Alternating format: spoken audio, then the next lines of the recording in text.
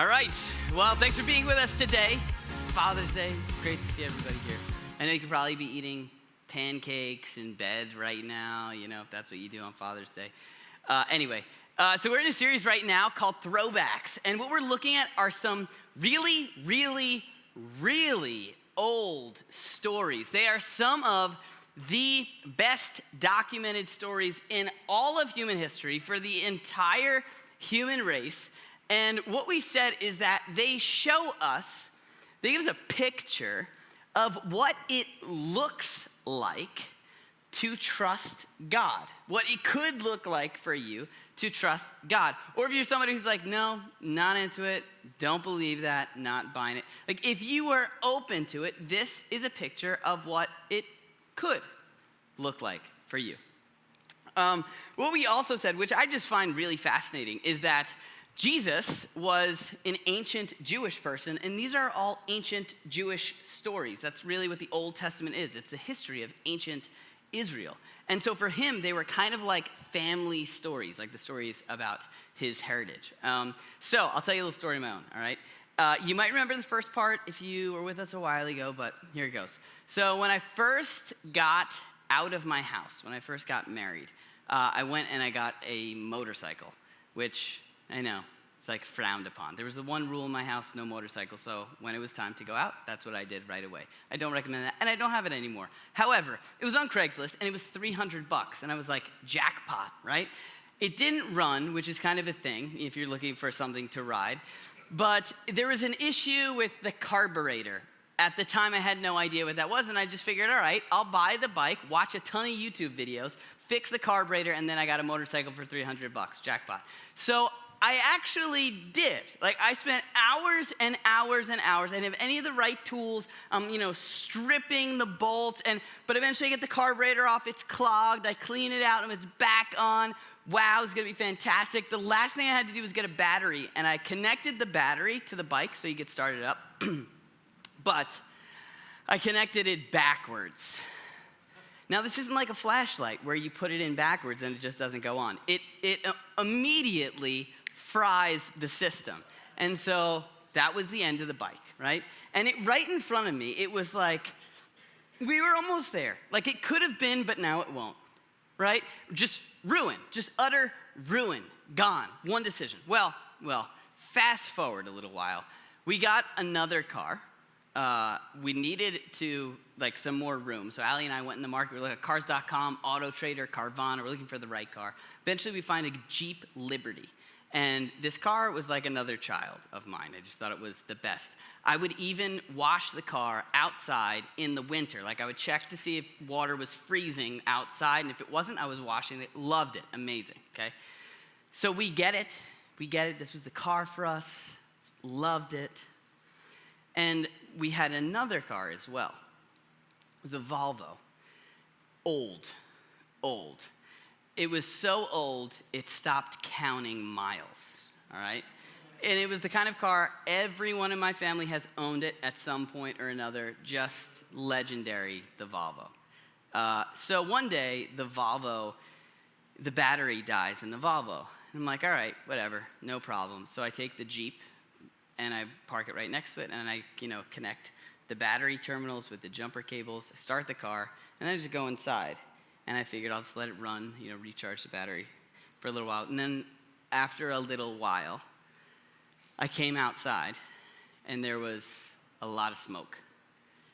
And the jumper cables are melting. And I realized that I hooked it up backwards. And that feeling I had with the motorcycle of ruin, gone, was multiplied by like 50.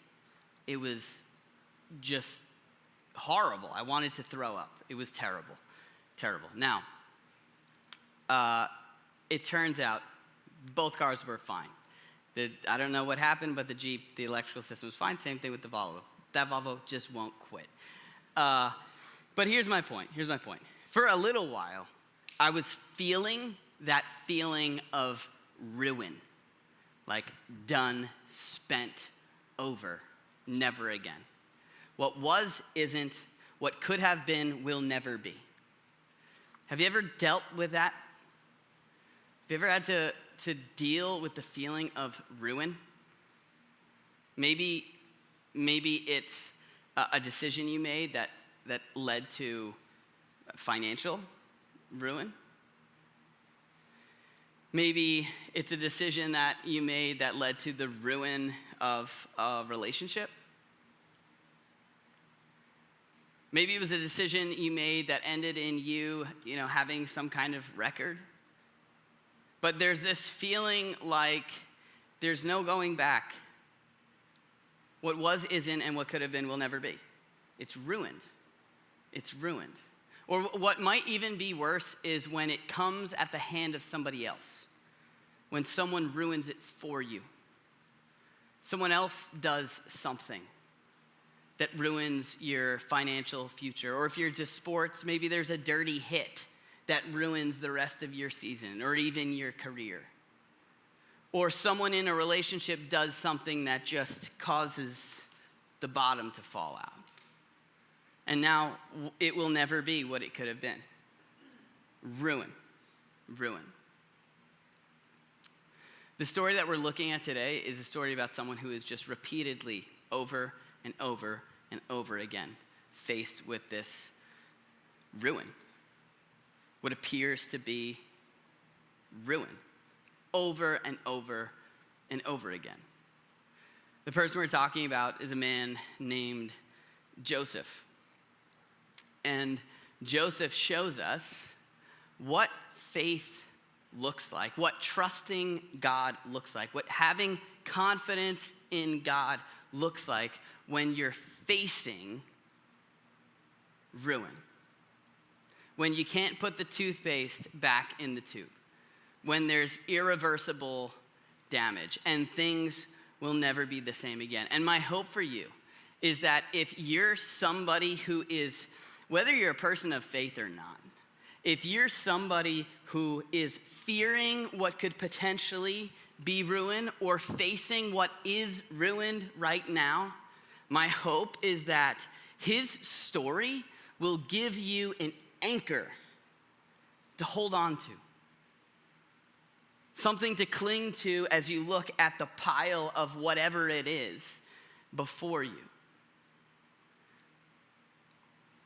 Joseph, so if you're familiar with Joseph or Joseph's in the Bible, this is not Joseph like Jesus' dad, Joseph, also a Joseph, but this is probably the guy that Jesus' dad was named after. It was Abraham, Isaac, Jacob, and then Joseph. Now, Joseph was one of 12 sons. 12. All right, I got 2 kids.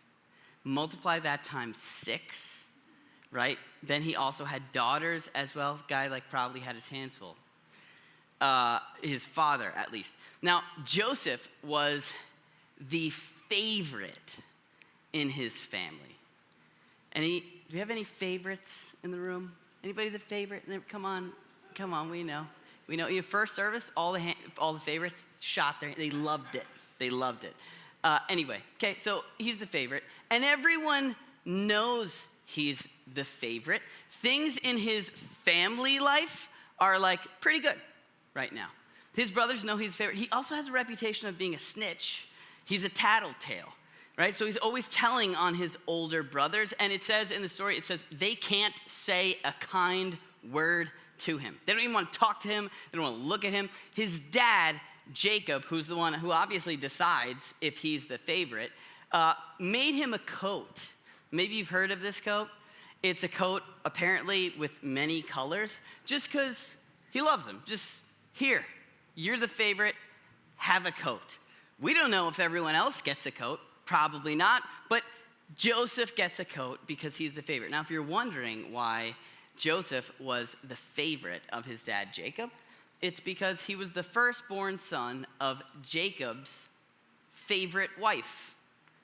Just to give you an idea of what his dad was like, all right? So, things are looking pretty good for Joseph and his family, in his whole family. Things are looking pretty good. Privilege. He gets whatever he wants. One day, he is told to go check on his brothers, go give a report, find out, which also tells us he's not out there doing work with his brothers. he goes to see his brothers, and his brothers see him coming. And they're in a place where they wouldn't normally be. They were a little further away, and they see the opportunity. They see the opportunity to get rid of him. Right before this, Joseph had a dream, and this is one of those dreams you just keep to yourself. He had a dream that his 11 other brothers were bowing down to him. But he doesn't keep it to himself. He gets up and he goes and shares. He's like, hey guys, the guys who don't want to say anything to him, he's like, I had a dream, let me tell you about it. And he tells them, I had a dream that all of you were bowing down to me. And they're like, that's good for you. It made them hate him even more.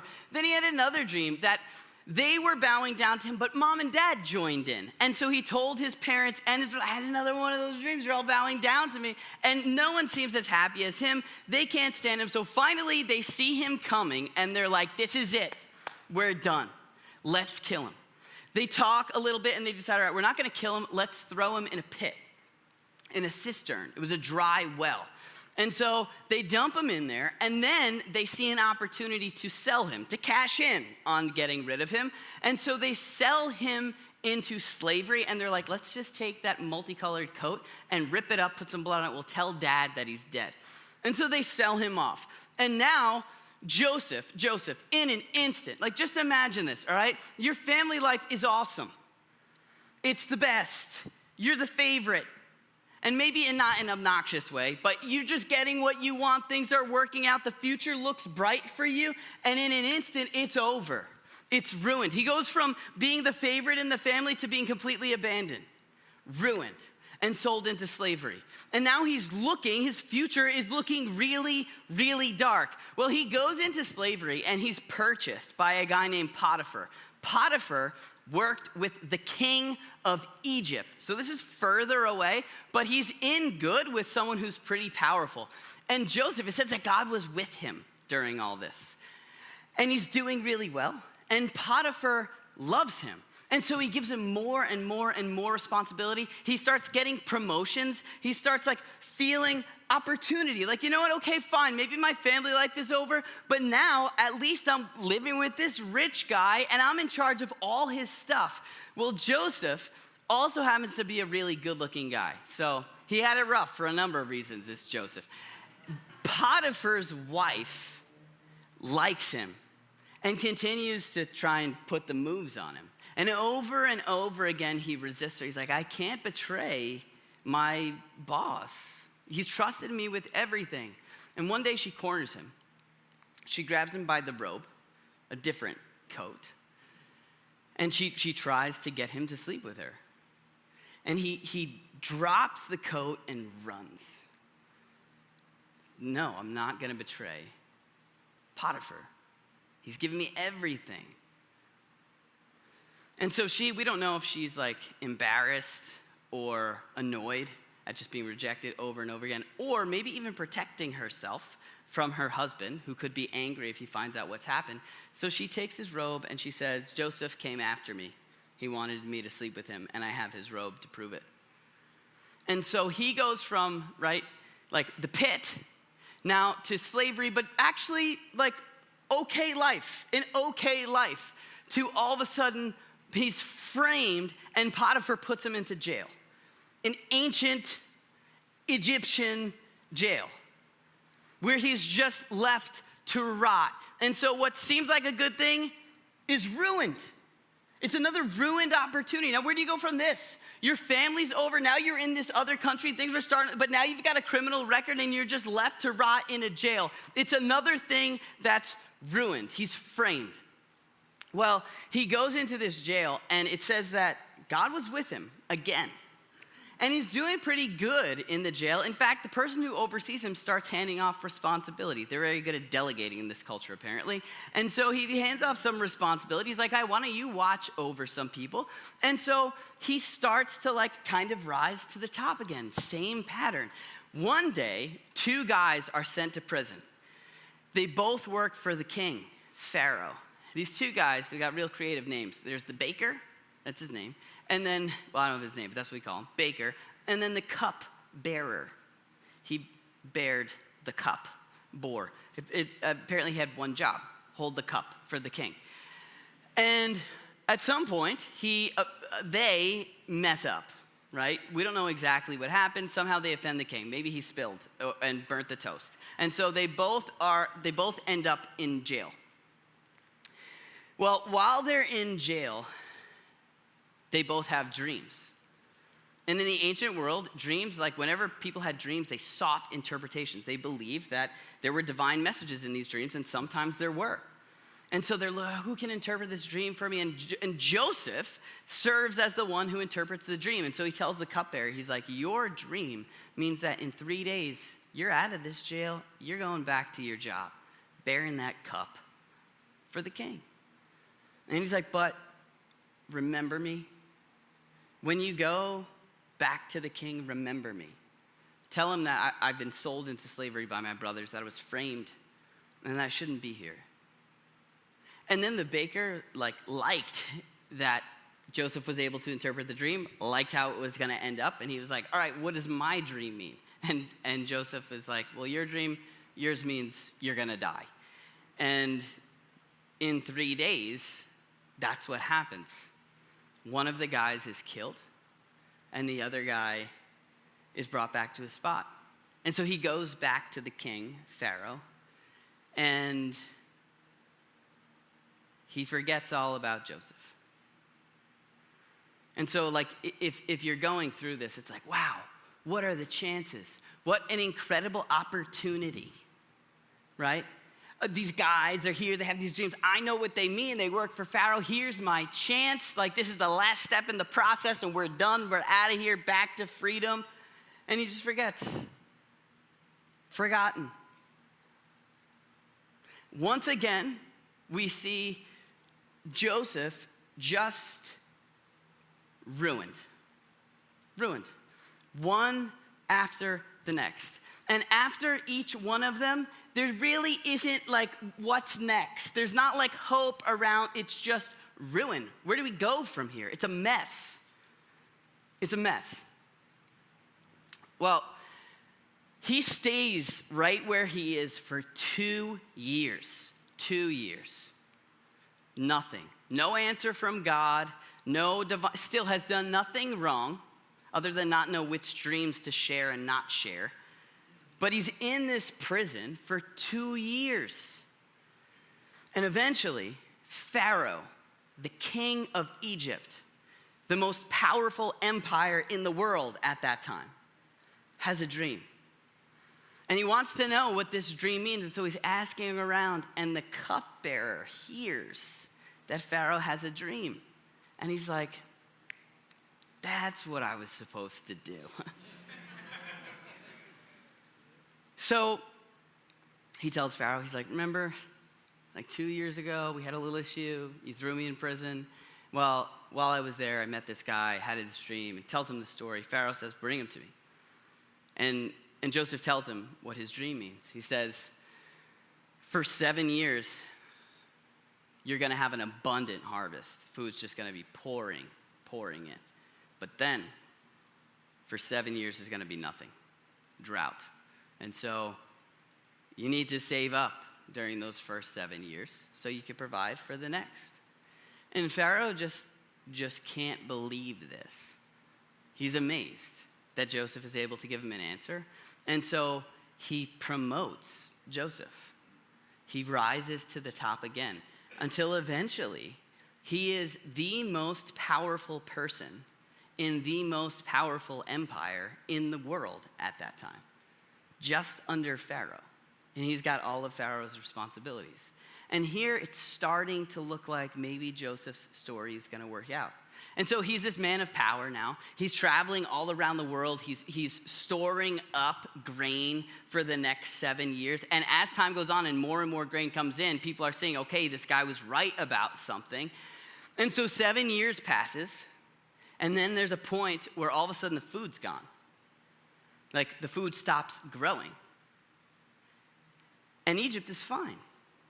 And they're all eating because of what Joseph did and because of what Joseph said. And so things are looking like they're going to work out.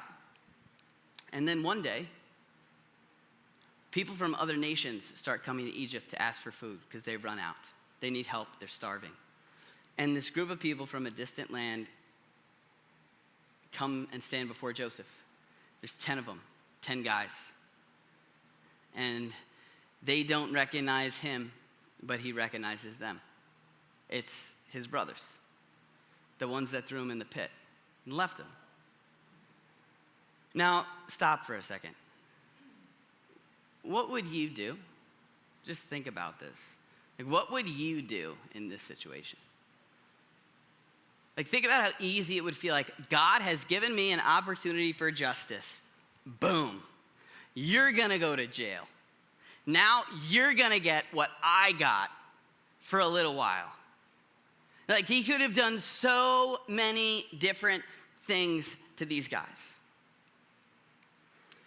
The story is recorded in Genesis, the book of Genesis, the very beginning of the Bible. It starts in, this part of the story starts around chapter 45, and you should read it. It's a pretty cool scene. Like, there's a lot of drama. It goes back and forth for a while. Joseph does not reveal himself to them. And then eventually there comes a point where he can't hold it in anymore. He breaks down and he says, "It's me, Joseph." But he tells them not to be upset, not to be angry. He says, look at what's happening in the world. Like, look at how we're able to provide here because of what's happened. In fact, he goes as far to say, God sent me ahead of you to get this done. And they're just dumbfounded. They can't believe it. They weren't expecting to see him running the world. And then what Joseph does, he gets them to bring the entire family back. Again, it's a pretty cool little story how it goes back and forth. But he gets the whole family back. He gets his father back, Jacob. He gets his little brother back until they're all there. And he's providing lavishly for them. They're there, like they're better off then than they were in the beginning. They're better off then than they were in the beginning. And then the dad dies, and the boys get scared that maybe because their dad's dead, Joseph is gonna finally take it out on them. And here's what happens. It says, when Joseph's brothers saw that their father was dead, they said, "What if Joseph holds a grudge against us and pays us back for all the wrongs we did to him?" So they sent word to Joseph saying, ready? This is a made-up story. "Your father left these instructions before he died." He didn't. "This is what you're to do. This is what you're to say to Joseph. I ask you to forgive your brothers the sins and the wrongs they committed in treating you so badly." And the brothers say, "Now please forgive the sins of the servants of God, the God of your father." They're like laying it on real thick here. And here's how he responds. It says, when their message came to him, Joseph wept. His brothers then came and threw themselves down before him. "We are your slaves," they said. They feel completely helpless. But Joseph said to them, "Don't be afraid. Am I in the place of God? Is it my position to enact this justice?" And here's what we need to take home.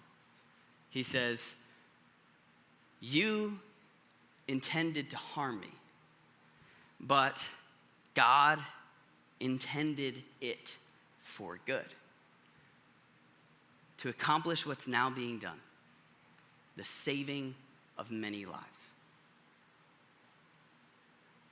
You might have tried to harm me, but God used it for good.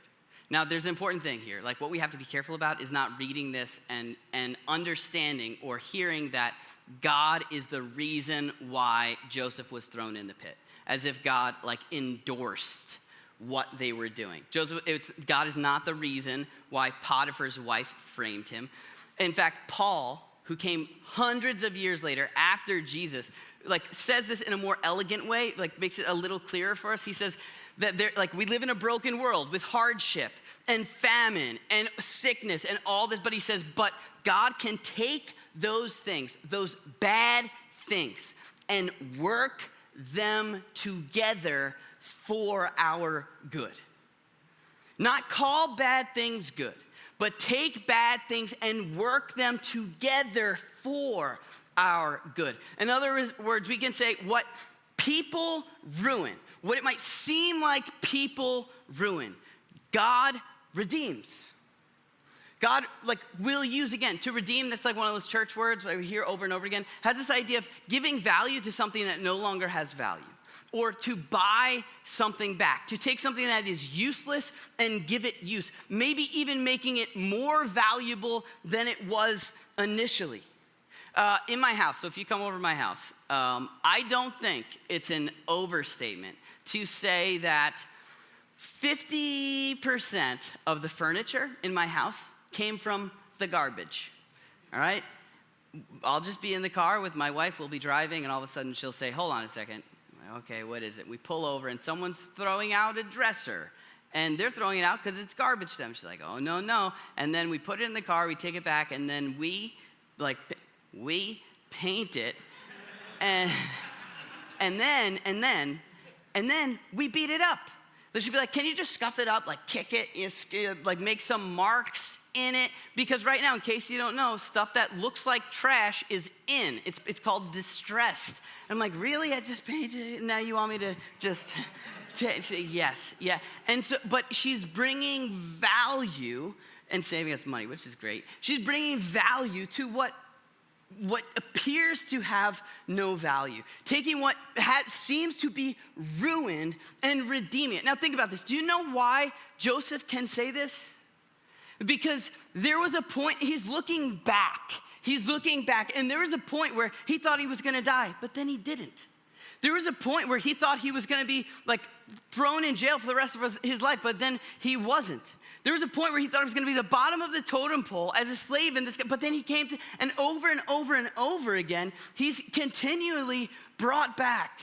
He's continually put in a better place than he was before. In fact, while I'm sure he couldn't see it while it was happening, the path for him that was plagued with ruin ended up being his road to royalty.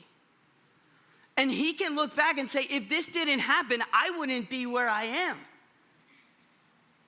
That's the picture of redemption. And I guarantee you, each time, in fact, it tells us when some of this stuff happened, Joseph felt anguish. He's not like, oh, goody, let's see how God brings me through this. He's like, no. It looks hopeless. It looks like ruin. But looking back, he said, I wouldn't have got here if these people didn't ruin all of these different things. If I wasn't accused, if I wasn't thrown in the pit, if I wasn't sold, this is how I got here. In other words, we can also say, to him, God is big. God is big and people are small.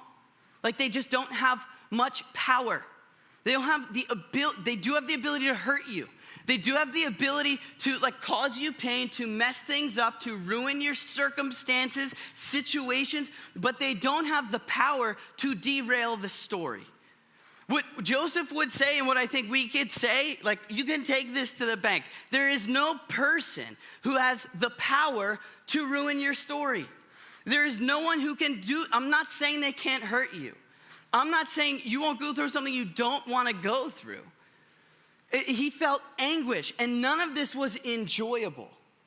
But they don't have the power to mess things up for you permanently, to ruin your story. There is no event that has the power. There is no pandemic that has the power to ruin your story. There is no recession. There is no job loss. There is no one thing that has the ability to ruin the story. There is no mistake that has the power to ruin your story. And this for me is the one that I struggle with. I'll feel like I did this though. I did this to myself. And so I deserve what I'm getting. I derailed my own story. But even Joseph, when he's talking to his brothers, he says, this happened so that your lives would be saved. Wait, hold on. They're the bad guys in the story. Remember Joseph? No. This is, and in fact, that last line is part of the very end of the book of Genesis. And what it's doing is putting in context so many things that happened before with other people who also messed up. And it's as if he's saying this whole time, God has been using these things you intended for harm. These things you did, and he's using them, not endorsing, not saying, go ahead, do this, but using them for your good. There's no circumstance, no matter how hopeless it might seem, that has the power to derail your story. These aren't words, shallow words on a Hallmark card. It's an anchor we have to hold on to. Hope. And so what this should do for us is it should change the way we see our circumstances. Not to say bad things are good. That's not what I'm saying. But that good can always come from bad, because when people ruin, God redeems. There's a new thing on HBO. It's a show, it's more like lectures with Brene Brown. It's called Atlas of the Heart. She just wrote a book called Atlas of the Heart. And what she talks about is the power of language in experiencing our emotions. She says that what they're learning is that we don't completely experience an emotion until we have named it. That's like the part of the process of experiencing it. And if we incorrectly name it, it could cause us to experience things in a different way. And I would argue that the same thing, the same principle applies to our experiences. If something happens to you and you look at it and go, well, it's ruined, like that's over, it's done, nothing good can come from that, well, that's what you're gonna expect from that. But if you go through the pain, feel the pain, cry, like go through it, recognize how hard it is, but don't lose hope that one day that will come back with value. It'll totally change the way you experience it. And what's even harder, it changes the way we see our experiences. It also changes the way we see and treat the people that hurt us. Joseph is able to forgive them because he's acknowledging that even the harm that they did never had the power to completely ruin his story. If you feel like somebody took something from you and now, like your life is ruined, you will not be able to forgive them. But if you believe that, okay, this is gonna be I'm not saying you let them do it. I'm not saying you don't protect yourself or prevent things from happening or draw hard boundaries. Like Joseph, remember, Joseph was thrown in the pit, he didn't jump in, right? We don't welcome this stuff, but when it happens, you can look back and know there is something to this, and I don't have to resent these people, this person forever. Because there's a promise that even when they do things like that, it will come back for good. It can be redeemed.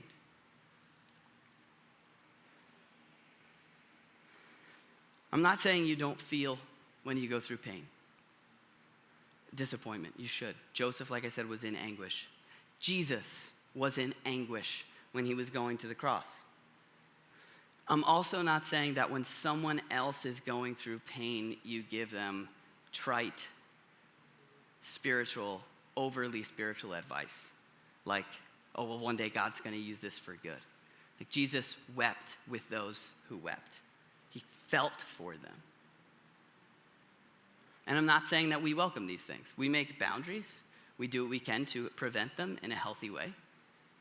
But when they do happen, we look at them with hope. And we don't have to resent people forever. I'm going to ask the band to come back up here, and then we'll wrap up. What I want to leave you with is whatever you're experiencing right now. Just think about it. Like maybe you're fearing ruin or facing ruin. Something that's irreversible in your past, or something that you feel like is coming that is irreversible, that's gonna derail the story. What if for you, it's part of your road to royalty? What if it's part of your story?